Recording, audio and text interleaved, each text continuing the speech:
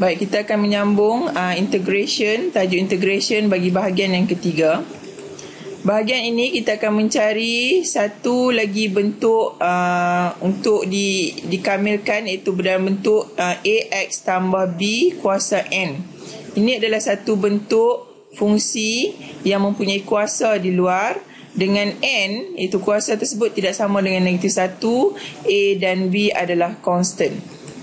Baik, mari sama-sama kita tengok contohnya. Okey, jika kita kamilkan AX tambah B kuasa N dx adalah sama dengan kita kamilkan kuasanya seperti sebelum ini. Fungsi tersebut kuasanya akan bertambah N tambah 1 dan kita akan bahagikan dengan N tambah 1. Okey, kuasa yang tambah dan didarab dengan hasil kebezakan fungsi di dalam kurungan. Okey, kalau saya ambil AX tambah B dikebezakan atau carikan dy dx-nya, saya akan dapat nilai A. Maka nilai A tersebut didarab dengan hasil tambah kuasa yang dah ditambah selepas dikamilkan fungsi tersebut. Okey, A. Okey, kita letak di depan. Okey, ni kita boleh tengok ringkasan dia. Okey, dan ni adalah fungsi yang ditambahkan kuasanya. Baik, ini satu contoh kita boleh dapat kat sini. Okey, sebab yang ni kan kita refer balik kepada yang awal sebelum ni, iaitu bila kita kamilkan satu fungsi AX kuasa N, kita dapati AX, X kuasanya akan bertambah dibahagikan dengan kuasa yang bertambah tersebut. Okey. Baik, mari kita tengok contoh yang diberikan di sini. Kamilkan 3X tambah 7 kuasakan 6. Okey, terhadap X. Maka hasil kamilannya akan dapat 3X tambah 7 kuasa asal 6 tambah 1. Kuasa tersebut kita 3X tambah 7 kuasa 7 tu dibahagikan dengan 6 tambah 1 dan didarab dengan hasil pembezaan 3X tambah 7. Okey, nampak situ. Okey, kuasa yang bertambah. Okey, ini kuasa bertambah turun ke bawah. 3 ni pun turun ke bawah. Dan kita akan dapat hasil kamilannya ialah 3X tambah 7 kuasa 7 dibahagi dengan 3 kali 7. Dan akhirnya jawapan kita akan dapat 3X tambah 7 kuasa 7 per 21 tambah C. Jangan lupa C. Baik, seterusnya satu lagi contoh. Kita kamilkan 1 tolak 4X kuasa 4 dx. Okey, apa yang akan berlaku? Okey, fungsi tak berubah, 1 tolak 4x. 4 kuasanya akan bertambah, bahagi dengan kuasa yang bertambah dan didarab dengan hasil pembezaan fungsi yang di dalam kurungan. Kita akan dapat negatif 4. Jadi makanya kita akan dapat 1 tolak 4x kuasa 5 per dengan negatif 4 kali 5, kuasa yang sama.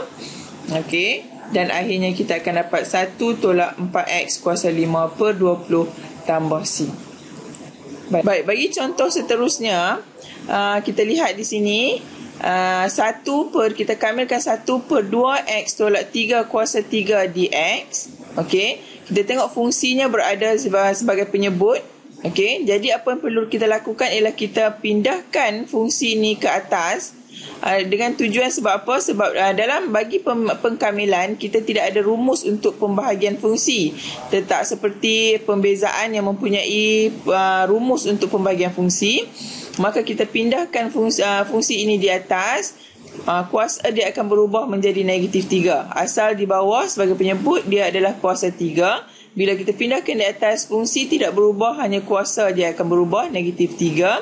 Seperti biasa kita kamilkan fungsi tidak berubah, kuasanya akan bertambah, negatif 3 tambah 1 dibahagikan dengan nilai yang sama dengan kuasa yang berubah tadi, negatif 3 tambah 1, dan didarab dengan hasil pembezaan 2x tolak 3. Akhirnya kita akan dapat jawapannya ialah 2x tolak 3 kuasa negatif 2 bahagi dengan 2 kali dengan negatif 2. Dan kita akan ringkaskan 2x tolak 3 kuasa negatif 2 bahagi dengan negatif 4 tambah C. Dan akhir sekali, okey, kerana kuasanya negatif berada di atas, maka kita pindahkan ke bawah untuk dapatkan kuasa yang positif. Yang akan tinggal ialah negatif 1. Okey, maka negatif 1 bahagi dengan 4 darab dengan 2x tolak 3 kuasa 2 tambah C. Baik, itu adalah hasil pengambilan bagi kes-kes yang tidak terhad. Okey, bagi kes terhad ataupun mempunyai had, bagi kes pengambilan yang terhad, kita boleh lihat di sini. Okey, bila kita menyebut tentang kamilan yang yang mempunyai had, maka kita dapati bahawa sebelum ni simbol kamilan ni sama seperti sebelum ni, tetapi dia mempunyai A dan B ataupun nilai had bawah dan juga had atas bagi fungsi tersebut. Okey. B dikatakan sebagai had atas, A dikatakan sebagai had bawah. Okey. Kita akan mengkamilkan satu fungsi yang mempunyai had. Apa yang akan berlaku? Okey, baik kita tengok sama-sama contoh yang akan diberikan ini. Okey, kita tengok di sini apabila kita kamilkan satu fungsi terhadap X ataupun satu fungsi terhadap nilai yang dalam kurungan ini, okey, daripada A ke B, maka kita akan dapat fungsi tersebut, okey, fungsi yang asalnya akan berubah menjadi satu fungsi yang lebih besar. Hadnya adalah daripada A ke B, ditulis seperti ini, Gx A B. Dia adalah sama dengan fungsi GB tolak GA. Okey, saya ulang sekali lagi. Apabila satu fungsi diberikan kepada kita untuk dikamilkan mempunyai had di bawahnya ialah A dan had atasnya ialah B, maka fungsi tersebut akan berubah menjadi satu fungsi yang lain.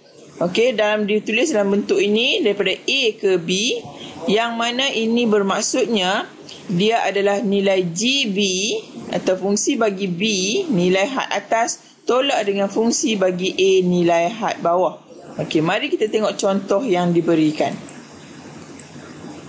Okey, sebelum tu kita tengok ini. Apabila dia kat sini tulis whenever we perform definite integrals, the value of C will always cancel out. Maksudnya di sini, bila kita mengkamilkan satu fungsi, kamilan yang mempunyai had, maka secara automatik nilai C-nya akan hilang. Okey, nilai C-nya akan hilang.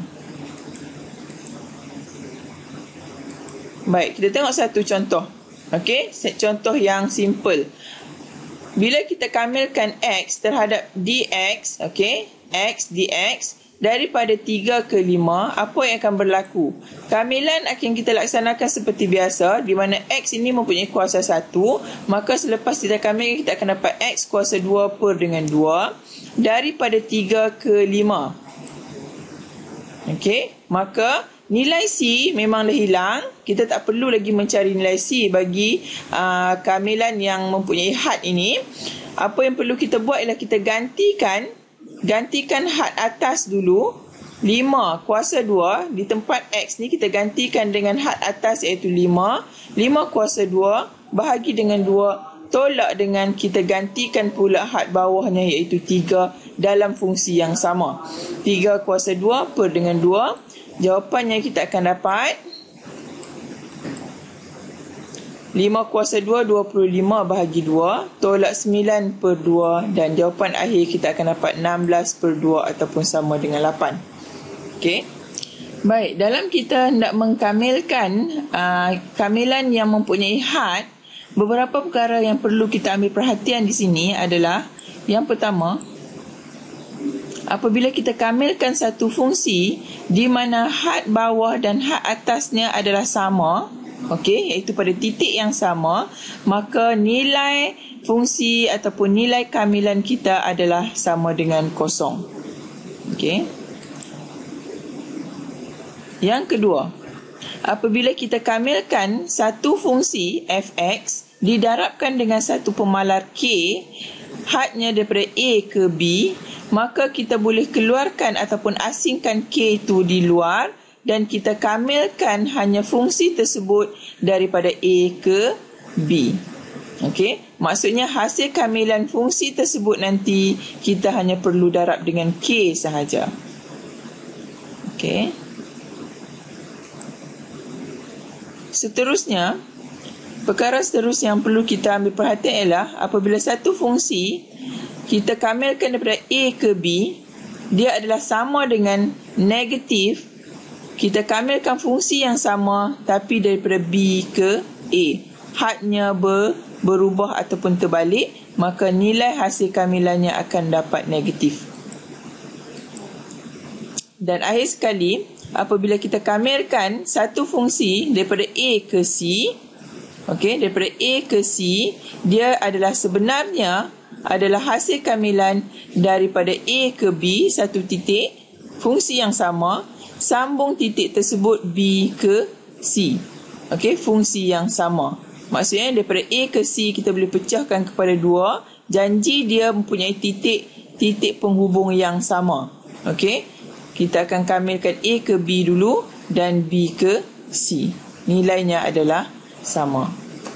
Itulah beberapa perkara yang perlu kita tekankan atau perhatikan dalam kita mengkamilkan sesuatu.